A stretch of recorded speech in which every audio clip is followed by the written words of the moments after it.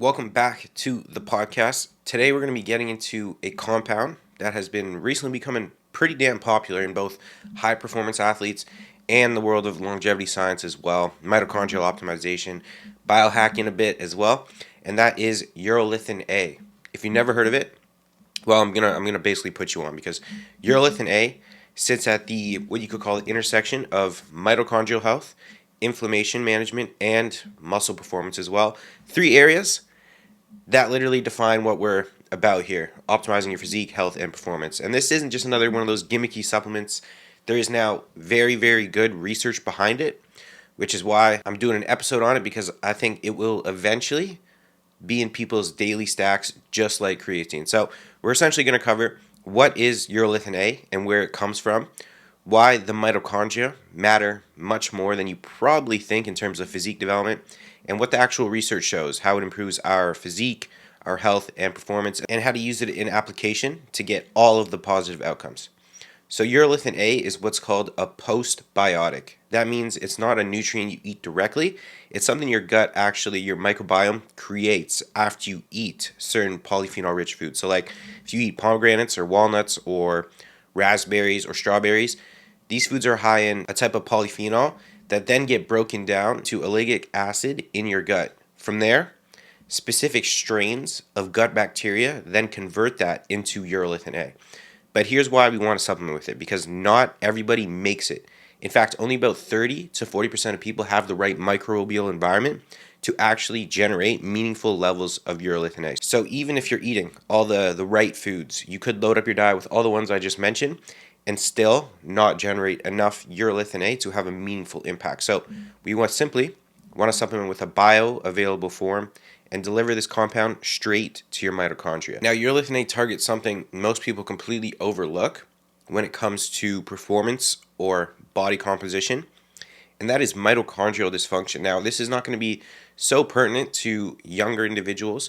However, if you've had mold exposure, like mycotoxins, or something that poisons your mitochondria, you may be in a situation where your mitochondria are dysfunctional or not operating optimally. So basically, like your grade 11 science teacher told you, the mitochondria, the powerhouse of the cells. You probably heard that a million times, but they generate ATP, your body's energy currency, and they're especially dense in muscle cells, which obviously makes sense because they have some of the highest energy demands in your body. So when your mitochondria are firing on all cylinders, you got better endurance, you have faster recovery, you have sharper cognition, and a lot of energy throughout the day. However, when we have low mitochondrial efficiency or potential dysfunction, all those positive outcomes I just mentioned kind of go out the window to the opposite direction.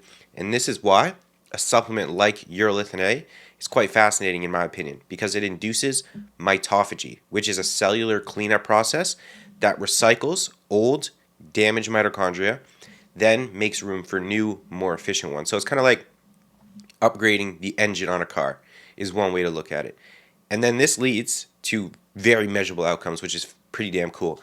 Clinical trials are now showing increases in endurance, improvements in muscle function, and reductions in systemic inflammation from just 8 weeks of urolithin A supplementation. So there was a double-blind controlled study published in the Journal of the International Society of Sports Nutrition, and researchers gave resistance-trained men, which is cool because it's a pertinent cohort to us, not done on some like old women or something.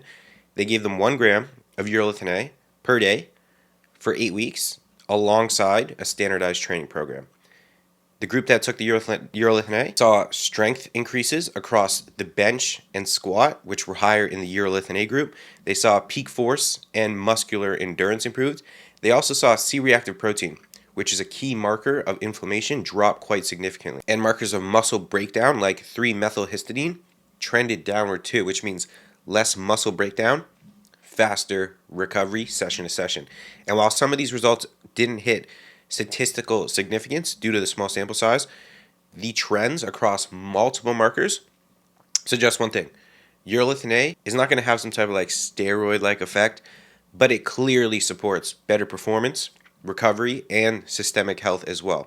And when you think about it, just getting an extra layer of assistance, especially if you're training, let's say multiple times per day, or like 6 or 7 days a week, anything that helps your body rebuild faster without tipping into overtraining is a serious edge, in my personal opinion. So, how is all this happening at the cellular level? Well, there are three major pathways where urolithin A makes its impact. Mitophagy, like we spoke about, this is the process of the cleaning up the mitochondria, gets rid of the damaged mitochondria, replaces them with new ones.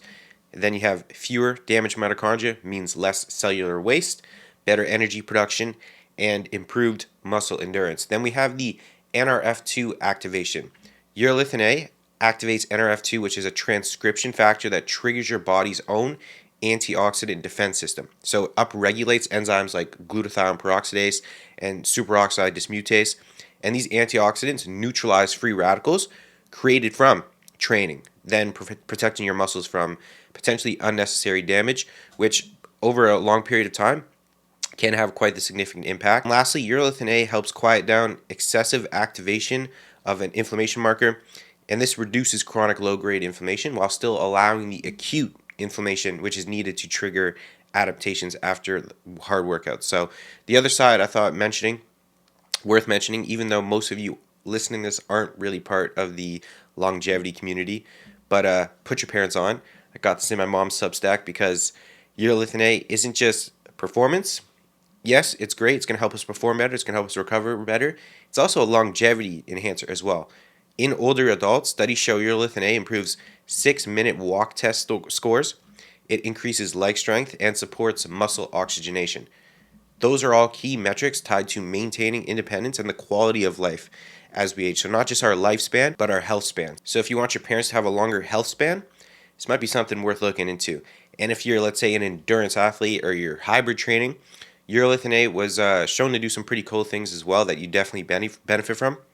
One recent study found that urolithin A improved mitochondrial efficiency, thus resulting in higher ATP production and better oxygen utilization. So that means more energy, more endurance, and then less fatigue alongside. So this would look like being able to hold a faster pace potentially, longer, or recover more quickly between sets if you're after muscle growth, or runs if you're a hybrid athlete, biking, swimming, you name it. So now into the practical application. How do we get all those benefits? So if you have the budget to get a bioavailable source from companies I know, CodeAge or Timeline or MitoPure, I think it is a complete no-brainer. If you want to get urolithin A from food, you're going to start eating pomegranates, walnuts, berries, but remember, only 1 in 3 people have the right gut microbes to convert those foods into usable urolithin A.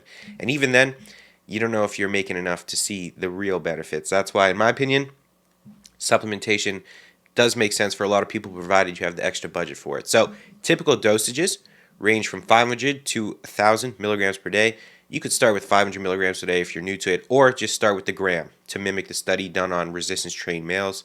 And over time, you may see some improvements in your recovery, your endurance, during the workout, your recovery set to set, energy potentially, but especially if you're stacking it with proper sleep, nutrition, and training, that's when the results are really going to multiply. So urolithin A, no, it's not going to replace the basics. It's not going to make up for, let's say, a garbage diet full of ultra-processed foods or zero sleep. But if you're already, this is for someone who already doing all the fundamentals, you're training with the right intensity, you're eating good, you're managing stress, I would look into this supplement, and I would seriously consider it. And I think we're going to see more supplements like this be introduced into the future. No longer are we just getting new pre-workouts. We're now looking deeper at like the mitochondria, at inflammation, at cellular resilience itself, which is very, very cool, because if you can turn up what you got under the hood, you got quite the tool. So that is a wrap on today's episode. If you want 30 days of free advice, tips that will fast track your ability to build muscle, drop body fat, have more energy. If you want 2 free training plans as well, a 4 times per week option and a 5 times per week option, your nutrition, your exact macros set up for you, and much more to transform your physique, health, and performance, you can click the first link in the description. And for coaching, as well as discount codes on the supplements I use, those are in the description as well. Appreciate you for watching, and I'll see you in the next episode. Peace.